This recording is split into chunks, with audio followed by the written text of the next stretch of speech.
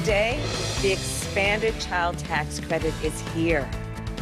Today, for families all over our country, for children all over our country, help is here.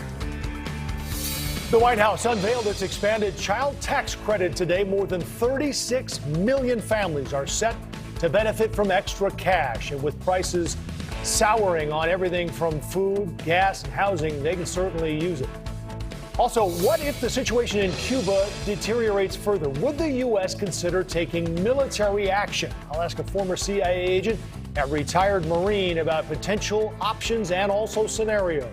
And new reports say the White House is ready to drop almost all sanctions against Iran. But is that the right move? Can Tehran be trusted not to make a nuclear weapon? The Donlon Report starts right now.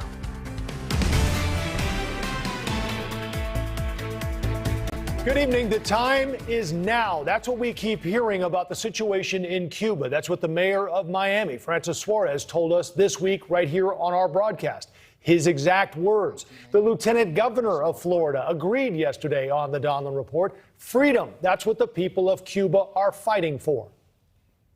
The people of Cuba have provided you the opportunity. They have, for once, in 62 years, you have not seen the amount of protest all throughout the island, organic, spontaneous, people chanting freedom. This is the moment. Okay, so this is the moment. What does that mean? Thousands of Cubans took to the streets on Sunday in the largest protests we've seen in the communist country in decades, upset about high prices, food shortages, an outbreak of COVID, power outages. The list is long, and the outrage was certainly on display, at least for a day anyway, until the government moved in and clamped down on the unrest. But the outrage continues here in the States, where Cuban Americans are shutting down roads and expressways in Miami. There are demands for U.S. action. All eyes on the Biden administration. The president has been measured in his response, telling the Cuban president and his regime to hear their people and serve their needs.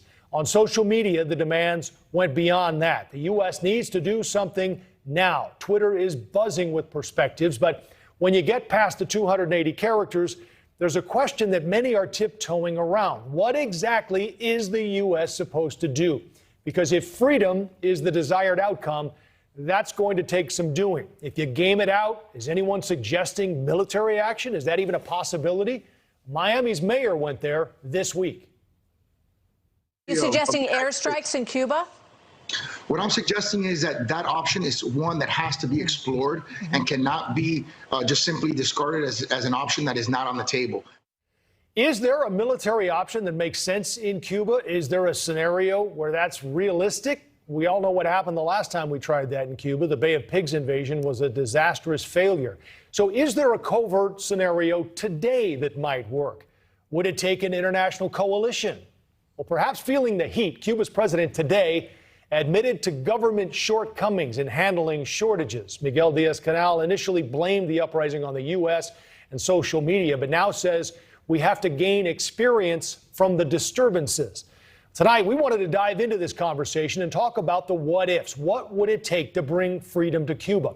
What would that operation look like? How far is the U.S. willing to go? And that's where we start tonight, with a sort of war game, if you will, centered on the island nation that is front and center, at least for now. We'll do it with Mike Baker, retired CIA covert operations officer, and Hal Kemper, retired military intelligence officer. Hal, let's start with you and this idea of a U.S. invasion. Is that even a possibility? Well, Joe, thanks for having me on. I have to tell you, it'd be very difficult to pull off. You have a very large security apparatus, a fairly large military capability within Cuba, and one has to assume that those forces will stay fairly loyal to the regime. Could we do it? Well, it's not that far from our own territory. We could launch an attack. We could certainly put not just airborne, but air mobile forces could be launched from the U.S. We could certainly do an amphibious operation. But I have to tell you, if I was back at U.S. Southern Command working plans and they threw this on our plate, I'd probably go back and say, this is not a good idea. Mike, I just see nothing but pitfalls, nothing but problems. Mike, can you envision U.S. troops on the streets of Havana? No, no. I think we just want to just shelve that whole concept. Look, this administration is never going to go there. nor frankly should it. There's other things that we can be doing. I am a little perplexed by this current administration's stance, if it has one, on Cuba. You could also argue that sort of the foreign policy has not exactly been defined in other areas as well, including Iran, China, and Russia. So the fact that the White House is sending mixed messages and very tepid support is somewhat disconcerting. We can be doing more. We can be more aggressive. We can be more vocal. This calls for more of a covert action campaign than a military one. How would that covert operation look, Mike? Well, you run it on multiple tracks. One area is look, diplomacy is important. We need to get busy with the UN. I didn't think I would see the day when a U.S. administration and U.S. media, to some degree, was afraid of bashing communism. But look, we've got a variety of media outlets out there saying, look, well, the protests, they're not just about the U.S. embargo or the pandemic, as if that's the reasoning. But that's where we seem to be posturing. So I think the first thing we need to do is figure out how the White House is going to message this thing in a more aggressive manner. There needs to be more diplomacy with our allies to try to push for harsher language, even including from the UN, if that's even possible. I doubt it. And then, look, there are things we can do to assist with communication on the ground to get the word out. Obviously, the regime there in Cuba has shut down the internet. Sure. But I believe there are things that we could be doing to help facilitate communication. Right. Well, President Biden did talk about that today, Mike. He said that the U.S. would be willing to intervene. And when he said that, he was talking about the technology, at least, and bringing back the internet back up. But Hal, let's get back to this idea of what if, because that's what I think the people who are protesting in Miami want to talk about. They're already sort of volunteering to go back and fight themselves. We've done it before in Panama. What's different here? We have a base there in Gitmo.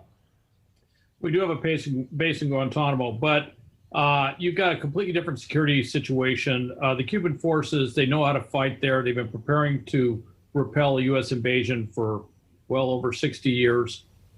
We cannot anticipate it's going to be like Panama. We cannot anticipate it's going to be like a lot of things we've done. What we can anticipate is there'll be a lot of stay behind, a lot of problems. But I have to agree with Mike. I just don't see this even being on the table. It's one of those ones where all the commands would come back and say, this is a really bad idea. The other factor in this, Hal, is how it would be, I guess, taken by Russia, perhaps, and even China. We might, in a way, lose our sort of moral high ground on this if we did.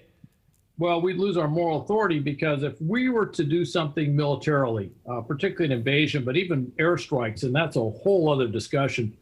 But if we were to do anything militarily, that sort of invites on a moral plane, Russia to do something possibly with the Ukraine, maybe against the Baltic states. And frankly, with our situation in the Far East with China and Taiwan and the South China Sea, that is such a tenuous situation that we could actually end up losing our moral authority and our international pressure to stop China from doing something against Taiwan. The risks on this on an international scale, global scale, are truly immense. For what gain? Right. Is really what it comes down to. All right, Mike, so this is the question. We need to do it. The time is now. What do we do? And I guess when you're talking about the Communist Party, they're saying, okay, yeah, we'll flip over to democracy. I think we all know that's not going to happen, right? What do we do? Right. No, that is not going to happen. And look, they're going to do everything possible to remain in power. That's what these regimes do. And the Cuban people, I mean, this is somewhat reminiscent, unfortunately, of the limited protests we've seen over the years in Iran. And, we ask ourselves the same question during those occasions.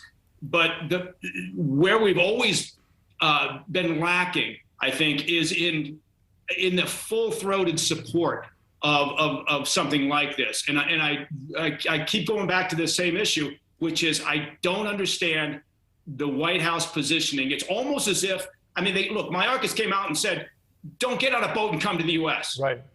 If you ever wanted an example of a legitimate situation with refugees fleeing oppression, a dictatorship, this is it. You think that invites Cuba to allow that to happen? Yeah, well, no, look, they send this. I guess what I'm saying is we're sending the wrong message if we're sending a message at all. the White House has got to get off the sofa and be more aggressive in supporting this effort. And that's in the limited kit bag of things we can do. That's first and foremost. We have to show, as you were referring to and Hal referred to, we have to show the moral high ground. Right now, it's as if we're afraid of ruffling the feathers of the Cuban regime or of upsetting the Democratic Socialist members of Congress here in the U.S. Hal, you've got 10 seconds. We're up against the clock here. The most likely scenario you see going forward? I think we're going to continue what we're doing, but I think we need to do something with refugees. I also would say that a covert action in support of an overt policy usually works out better than something else. All right. Mike Baker, retired CIA covert operations officer, and Hal Kempfer, retired military intelligence officer. Thanks for your insight, both of you, tonight. Sure. Thank you. Thank you, Don. We want to turn now to some breaking news. Los Angeles County taking a major step back in reopenings, requiring masks to once again be worn in all indoor spaces, regardless of vaccination status. This happened late this afternoon, and it comes as COVID-19 cases continue to spike in the county. Again, we're talking about L.A. County here. Today, that area reported 1,500 new cases, up more than 260% from 2 weeks ago. New allegations about former President Trump from a trio of new books, from complimenting Hitler to worries of a military coup. We'll dive into those allegations. Today's new child tax credits put more money into the pockets of American families, and with prices rising rapidly on everything from eggs, milk, and wine to gas, cars, and housing, will the latest round of government spending send prices even higher? Don't forget, you can follow us on social media at the Donlon Report on Twitter.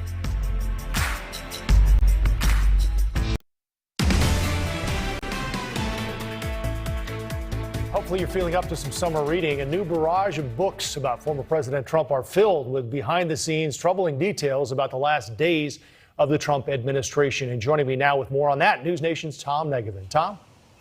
You know what, Joe? Barrage is right. We're just outside the Bedminster Golf Course, Trump National in New Jersey, where Kevin McCarthy, the GOP minority leader, the House minority leader, met with President Trump today. The president announcing that online on his PAC's website, saying the two had much to discuss. We do know part of that, Joe, as the minority leader is considering appointments to a committee looking into the January 6th insurrection on Capitol Hill. But of course, we are getting at the same time details from these three books, the final days of the Trump presidency. One of those books called, Frankly, We Did Win This Election, the inside story of how Trump lost, by the Wall Street Journal's Michael Bender, who writes that Mr. Trump at one point told then Chief of Staff John Kelly during a trip to Europe in 2018 that Adolf Hitler did a lot of good things. That not well received by Kelly, according to the book, who was stunned. Trump's spokesman today denying the former president ever said such a thing, calling it made up fake news. Michael Wolff,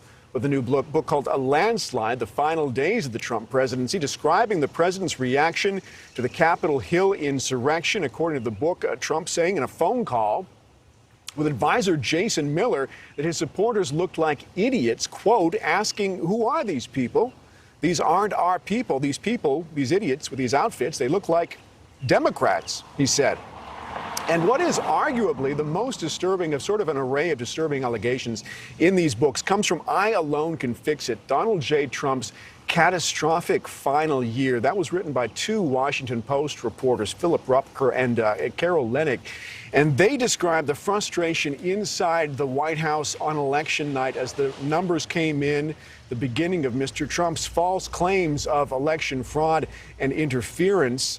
They say that the Joint Chiefs of Staff Chairman Mark Milley was very fearful of a coup, a military coup that might be in the offing, telling aides, according to the book, that this is a Reichstag moment, the gospel of the Fuhrer. Mr. Trump issued a statement today responding to some of that, denying that he ever planned a coup and saying of Milley he had no courage at all, certainly not the type of person I'd be talking coup with. His quote, I am not into coups. More on these revelations, what people are saying about it. Mr. Trump still issuing statements about it. We'll have the latest tonight on Prime, Joe Donlon. All right, Tom Negevin, thank you very much. Joining me now to discuss further, Lauren Wright, presidential historian and Princeton scholar and lecturer. So we've heard a lot of these just now, but this has been a day or so where some of these have come out. More are starting to come out. What's your takeaway? What has been, in your opinion, the biggest story or headline that's been ripped from this?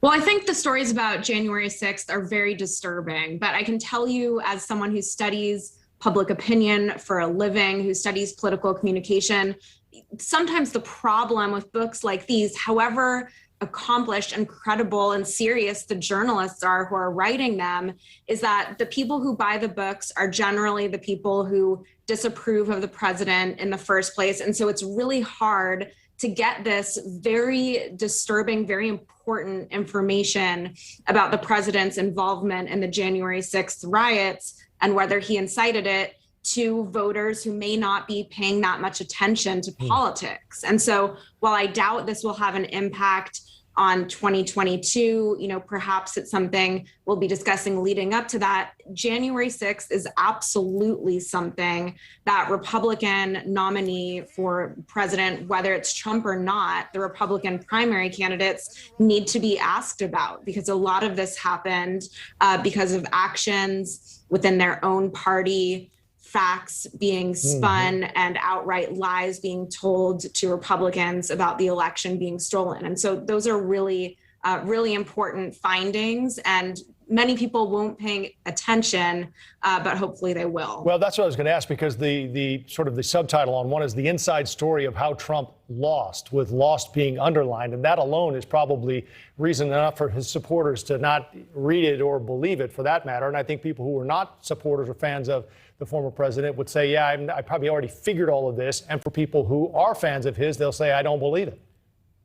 That's a great point. And so, I teach a class on the presidency at Princeton. And one of the things I talk about with students is how much of presidential actions is character-based and how much is institutional, and to what extent is a president just a figurehead. And character really is important. We can predict a lot of the outcomes of a presidency just based on what the composition of government is, how the economy is doing, whether we're involved in any foreign conflicts. But when you take those big factors away, what you have left is this person experienced and knowledgeable about government, and do they value democratic institutions? And I think Trump made those questions loom much larger than, frankly, any president in modern history. And they are important questions to ask. The other thing I took away from this is the fact that there were so many people around him who really appeared to have a lot of influence on him. The former president suggesting at one point using the pandemic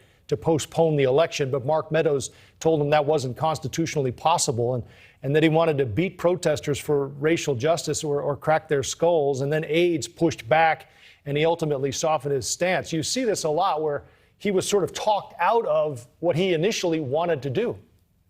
Yes, and one of the amazing things about the former president is that because of his lack of experience in government, he could say these really dangerous things sometimes, or float these ideas that go against all of the ideals of our democracy and what we have written in our Constitution, and just say, well, I don't know about this stuff. I'm a businessman. I'm not really a politician. And so that's something I write about a lot in my book about celebrity politicians, and it's exemplified by Trump, just this ability to hide behind the lack of knowledge, even if you're saying something very disturbing that we should pay attention to. And it's unsettling, understandably, for people to come away from these books thinking, wow, it really was just dependent on whether he had loyalists around him or people who would tell him the truth and understood how government functions. That's too thin of a fabric for many people. That scares them. Lauren, we just have a couple of seconds left. Do you think he runs in 24? Well, he's hinted at it. And so one thing I would just say quickly is, if Trump runs in the 2024 Republican primary, he will do quite well, especially if it's a big field.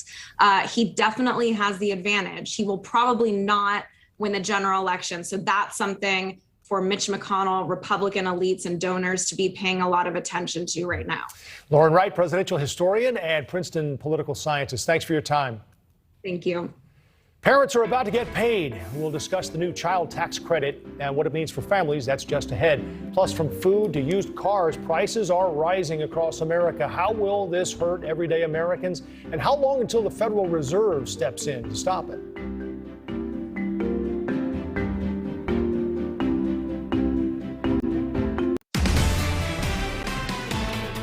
The payments may be monthly, but the impact of this child tax credit will undoubtedly be generational.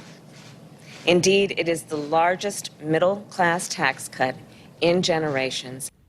Vice President Harris, along with President Biden, introducing the new expanded child tax credits available today. If you have children, there is a very good chance you're about to see some money in your account. The IRS estimates about 36 million households are in line to receive payments.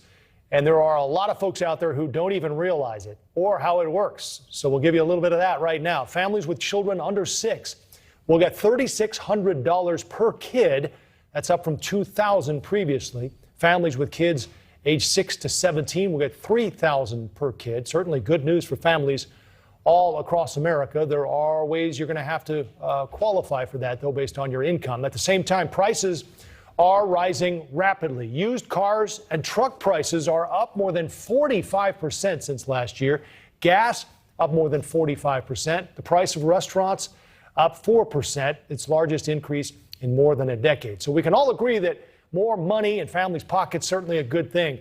But as prices of food, gas, and cars continues to rise, what kind of impact will this fresh set of government spending have on the economy in the long term? And how long will future generations be paying the bill? For that and more, we want to welcome in Mitch Rochelle, founding partner of Macro Trends Advisors. All right, Mitch, this is a lot of money, and it's going to help a lot of people. If you have 3 kids, you may get $1,000 a month out of this. The idea is to bring people out of poverty. Will it accomplish that? It may, certainly for those in poverty that are truly in poverty. I think it will be extraordinarily helpful. The cost of it is significant. This round is $100 billion. The checks that are going out right now, or the direct deposits that are going out right now, are $15 billion. So the dollars are staggering. But to tie in the last thing you said, which is inflation, all of the stimulus that we're putting out into the economy is exactly what's creating all of this inflation. So the question is it better to not stimulate and not have the inflation, or to stimulate and then pay people so that they can afford to put gas in their car? The other interesting part of this, Mitch, is that at least initially with some of the COVID relief money, people did spend it. But a lot of people also saved it or used it to pay down debt. So as we get these new child tax credits, what do you think it's spent on ultimately, and how do you think it impacts the economy and the inflation you're talking about? Well, if you just look at the 3 rounds of direct payments that were given, this would be technically the 4th round of direct payments, the child care credit. The last 2, most of it was either saved or used to pay down debt. Now, paying down debt is great. I wish our country would pay down debt. Right. But I don't know that that was the intention. I think the intention was to have it in the economy. And the last round, the one from back in March, only 19% of that was spent. The rest was either saved or used to pay down debt. So I think maybe it's the unintended consequence of so much stimulus is it's not going where we thought it would go. Well, and exactly. And the other problem is, yes, people are going to get a little bit more money, but at the same time, what they're buying is going to cost more, so it might offset. I know rent is up, I think 15%. I saw housing prices obviously through the roof. How do we, I guess, get to the next stage with this? Let's move forward, if we can, about this inflation talk that you mentioned. We're printing money. We continue to do that. Prices are going up for all of these things we mentioned. The dollar doesn't go that far. So what economic concerns do you have about that going forward? It's sort of a ripping off the Band-Aid solution, but I think we have to stop stimulating the economy. The Fed's doing it through their asset purchase program. They're buying mortgage-backed securities and U.S. Treasuries. And I think programs like this need to sunset at some point. We have the extra unemployment benefit that sunsets in early September. There are some members of Congress that are talking about extending it. So right. I was going to say, there's no talk of sunset here. They want to extend it for another 5 years. Right. And in fact, on child care credit, I read a couple of op-eds from progressive senators and congressmen and women. Basically, I think this is a gateway to universal basic income, which is basically to pay people not to work. And the unintended consequence of all of this is a very, very disrupted labor market. We have 9 million plus open jobs and 7 million or so unemployed people. That just doesn't make any sense to me. Well, there are a lot of things out there, Mitch, as you well know, that we're watching, but we won't know the answer to as far as the impact goes for several months, if not a year or two or more. So we'll continue to watch it. More importantly, I guess, at least in the short term, we'll keep an eye on this inflation. Mitch, it's always good to see you. Thanks again for your insight. You bet, Joe. Have a good night. You too. Has Iran been on its best behavior lately? A report indicating the U.S. might be preparing to lift sanctions. But can Iran be trusted? Up to $10 million. That's what the U.S. is now offering for identifying cyber criminals in cash. Also a task force. Is that all enough to stop the cyber attacks?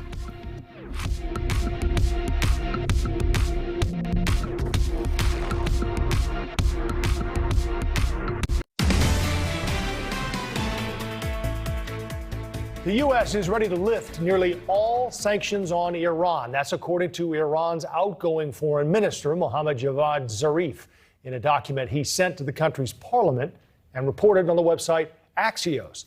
Sanctions imposed by the Trump administration would be gone, including those under the former president's maximum pressure strategy. And more than 1,000 Iranians would be removed from the country's sanctions list. Leland Vittert, host of On Balance, premiering Monday, joins us now with more on this. So what are the terms? Are there terms according to this? This is Zarif telling the parliament that essentially if Iran decides to go back to the nuclear deal that was struck under the Obama administration, then this is what Iran would get in return, which is essentially a return to the status quo, what we saw in 2015 when there was the JOCPA. That was Iran saying, we're going to agree not to enrich uranium. I'm giving you the cliff notes here. And in return, Iran got sanctions relief. This is Zarif, who has been the lead negotiator for the Iranians, saying to the parliament, we think the Biden administration is willing to give us the same deal. The key being that the Iranians have done a lot of bad things since 2016, right? And even specifically right now, they've done a lot of bad things. This would talk about lifting all the sanctions that the Trump administration has put in place, including specifically against the supreme leader, the Ayatollah, and also removing the terror designation of the Iranian Revolutionary Guard, the IRGC, which we know is behind attacks on U.S. interests and U.S. servicemen. The timing on this, though, is key, Leland, because as we talked about this earlier, before we got to this point or heard this report, there was this thought that, okay, well, if Iran does this, then the U.S. will remove the sanctions. Iran wanted the sanctions removed first, right, and then they would do this. So how does that jive with all of this? And this is very typical of the Iranians, right? They understand how much the Biden administration wants the Iran deal put back. It's something that the progressive left really loves. It proves all the things that democratic foreign policy going back the past 25 or 30 years talks about bringing these nations in, even really terrible nations who are state sponsors of terrorism, bringing them into the international fold and of democratic norms and on and on and on. So there's no surprise to this. The Iranians know that the United States wants that, and they're going to hold, they're going to charge as much at the toll booth as they possibly can. And they've already gotten some things. For example, you're watching pictures of what's happening inside of Iran. And at the same time, the U.S. has lifted some of the sanctions on oil sales and other things unilaterally without getting anything from the Iranians. When you see a leak like this, too, you have to ask a couple of questions, like where it potentially came from and why now, right? Right, exactly. And we have Axios obviously does a phenomenal job. Barak Ravid is one of the best sourced reporters there are in Middle Eastern affairs. He's based in Israel. And the fact that he was given this document means it probably came out of the Israeli intelligence apparatus. So they would have gotten something out of Iran, given it to Barak Ravid. This is exactly what happened back when I was in the Middle East, when the Israelis were leaking things strategically about the Iranians and about U.S. foreign policy to put pressure then on the Obama administration about the Iran deal. History does not repeat itself. It rhymes. We're seeing that again. All right, Leland Vittert, thank you very much. And a quick reminder, you can tune in to On Balance with Leland Vittert starting Monday, right after our show, 8 Eastern, 7 Central, right here on News Nation. The Biden administration is cracking down on the growing threat posed by ransomware attacks, which have affected a number of U.S. businesses and government agencies in recent months. For starters, the White House is establishing a multi-agency ransomware task force unveiling a website to help small businesses looking to boost their cybersecurity, and also offering as much as $10 million cash in exchange for tips on alleged hackers. Joining me now, Berkeley Veritronics president and CEO, cybersecurity expert Scott Schober. Scott, a lot in the hopper there. Which of these plans do you like the most? They're all actually good because they're actually doing something. And I think that's what's really important. There's been a lot of talk in the past. It's nice to see the Biden administration seems to be actually taking some initiative. I did check out the website there, the Stop Ransomware, and there was actually some pretty good information on there, practical information, and it's really geared toward the public, which I think is interesting. So public companies, small business owners, others that really need help and need to understand what a ransomware attack is, what are some preventative things that they could do so they could be proactive, and if they are a victim, what's the most important thing to do? And there's actually resources there, your local offices, the FBI, the Secret Service, all the links and the information, who to contact and what to report to them so they can work together, both private and public together, to stop some of these terrible ransomware attacks. Yeah, I guess that's the next question. How effective do you think that will be? I mean, it's sort of a first line of defense that some of these small companies don't have right now?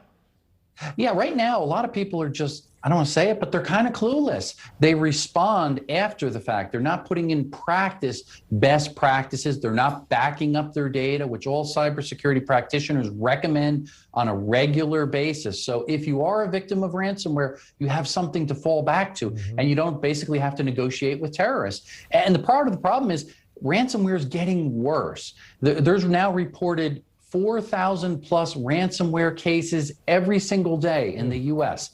That's really bad. Well, it certainly is. Money talks, as we know, Scott. So this new idea to have this fund to pay people, maybe even on the dark web, right, to sort of counter these hackers and help the U.S. find them. Yeah, and that's brilliant. Why? Think how big tech companies work right now. They have vulnerabilities within their software. And what do they have? They have a bug bounty program, which handsomely rewards hackers, usually white hackers that are honest guys that are finding these vulnerabilities, and they share it with the company so they can make software more secure. It's the same kind of principle, but a little bit different light. This is, hey, let some good guys go find the bad guys on the dark web and on social media and other things and report it so we could work together, private and public, and we could stop some of these attacks before they actually come to fruition. We hear most of these based in Russia, Scott. Which is the bigger threat, Russia or China on this? Russia and China are a big threat. My opinion, if I had to vote, I'd say Russia's probably the number one. There's more Russian cyber criminal gangs that they've pointed to. You look at the Colonial Pipeline, that was a Russian cyber criminal gang, Dark Shadow. You look at the most recent ones, JBS Meatpacking. That's certainly, again, pointed to Russia. Evil one, right? Yeah, which has now gone dark. What do you think's happened with that? Yeah, and that's very interesting. I think what happened is the Biden administration has put so much pressure on Putin and his administration that they may have said, hey, guys, we got to calm down here. We're going to get nailed. And maybe pulled the plug and said, let's lie low for a little bit. But it's been pulled off the dark web, which is very interesting, all these different sites. Nobody exactly knows why. All right, Veritronics CEO Scott Schober, it's good to see you. Thank you. Great seeing you again. Thanks. Stay safe. You too. News reports have the Biden administration reopening the border with Mexico in the coming weeks, but with migrant crossings still at record levels, will that make the problem worse? And House Democrats on Capitol Hill now investigating Arizona's recall vote as state Senate leaders look to hide the recall results. I'll speak with a candidate running for Senate in Arizona about his solutions for fixing the problems.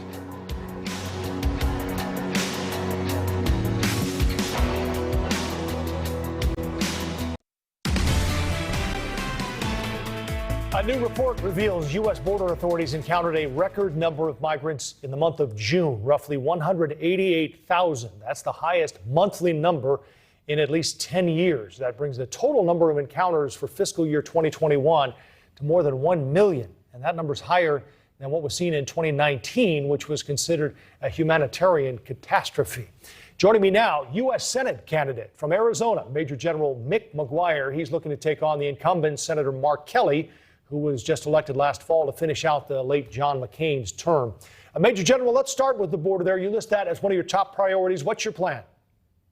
Well, thanks for having me, Joe. First and foremost, we know that President Biden is the first president in the last cycles that is open borders. His actions are proving it by the inability of him to immediately deal with the flood of immigrants we have crossing the border illegally. You said 188,000.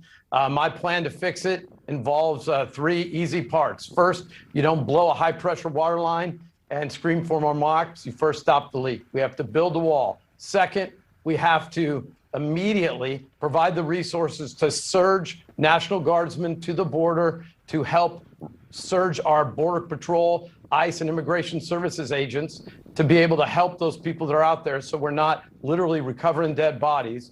And then third, once we get that done, we need to hire more law enforcement agents as we stand shoulder to shoulder with them and let them do their immigration enforcement duties so that we can reopen the ports and make our communities more secure. But you know that Congress has struggled to deal with this, Major General, and most of the action that's been taken at the border has been done by executive order. How do you get through these plans when Congress doesn't seem willing to do anything? Well, the executive, the president, Bush, Obama, and Trump, Biden is the first president that has not provided the federal resources to the National Guard in Arizona. I just retired 12 weeks ago, and I can tell you, we've done this since 2006. We have peak crossing times. But to give you some perspective, Joe, 188,000. The peak during the crisis in the Obama administration in 2014 was 60,000. So we have a 3-fold increase and no support from the federal government. He's derelict in his duty, and Mark Kelly is right there with him. That's why we're going to wrestle back this seat in 2022. Right. Okay, let's talk about the campaign then, if we can, Major General. You mentioned you ran the National Guard there in Arizona. You served in the military for 38 years. Why this seat? It's a big lift for your first run out of the gate. Well, it is. It is. I think there's a huge appetite for an outsider. You're right. I've never run for office in my life. I am very, very concerned about the thread of the fabric of the nation being pulled this tight. And all Republicans have to be very concerned about seizing control of the United States Senate. And I am the vote that gets us to 51. I'm a proven leader. I've had the opportunity to lead at every level. And we have a long history in this state, dating all the way back to Goldwater, to have independent thinkers that are capable of leading in crisis situations. Speaking of that, it's John McCain's old seat. Are you a McCain Republican? I am not. I am a constitutional conservative, cut right from the fabric of Antonin Scalia. The Constitution doesn't always break your way, Joe, but you need people like me standing the line to save the Constitution. That is the great republic that we have. All right. Well, Senate candidate from Arizona, Major General Mick McGuire, we appreciate your time. We'll continue to certainly keep an eye on that race. Take care. Thank you. Rocky Mountain High. Just ahead, we'll talk with the mayor of America's best place to live, according to a new poll, for the second year in a row, in fact. Don't forget, you can follow us on social media at the Donlon Report on Twitter.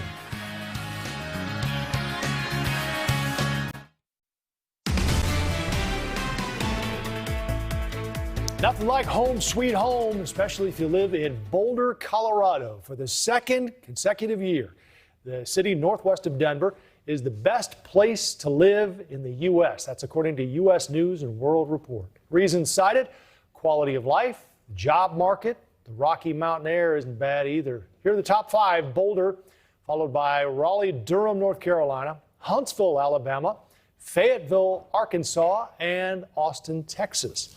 Boulder's Mayor Sam Warner joins us now.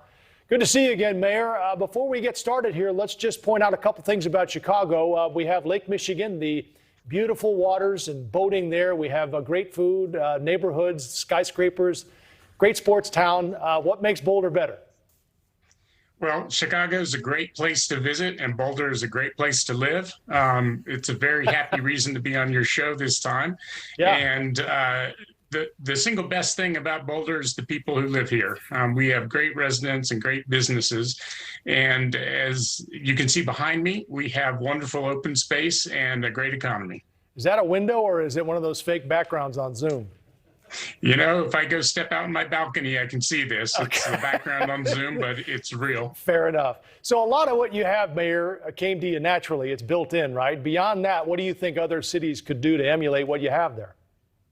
Well, a long time ago, we took our downtown, our main street, and we paved over 5 blocks of it and turned it into a walking mall. So I think one of the things any city can do is make its downtown extremely vibrant by having cars go around it and people walk in the middle of it. That's one big thing we did. We also bought 45,000 acres of land over many years that surround the city so that we can hike and see the kind of views that you've got there.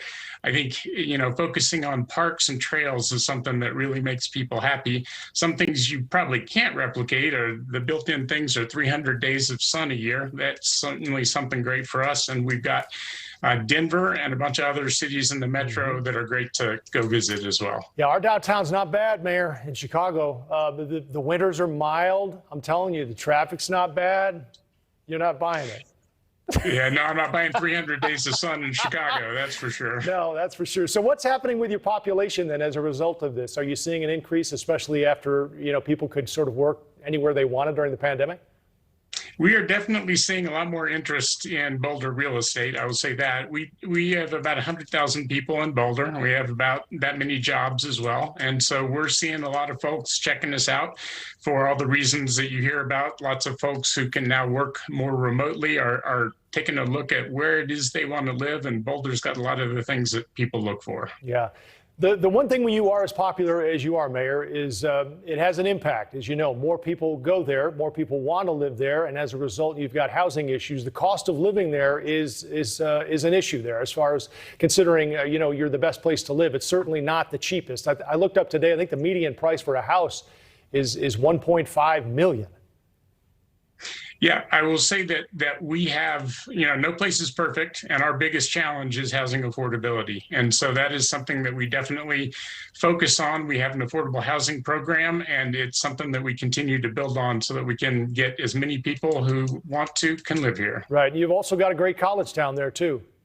Yep. We have CU is a great partner for us. They're right in the middle of our town. And, that's one of the things that keeps the town young and vibrant is the student population. All right, well, next time you're in Chicago, give me a ring. We won't hike, we won't ski, we won't bike more. Well, we could bike the Lakeshore Trail, I guess. It'll be fun. Come visit, will you? I'll come visit, and biking is one of the favorite things we do here, so we'll do that together. Sounds good. Boulder Mayor Sam Weaver, it's good to see you again. Thanks for your time. Thank you, Joe. All right, time for us to button it up here for us now, and we're going to tell you about The Simpsons, one of the longest-running cartoons on TV. They've done it again.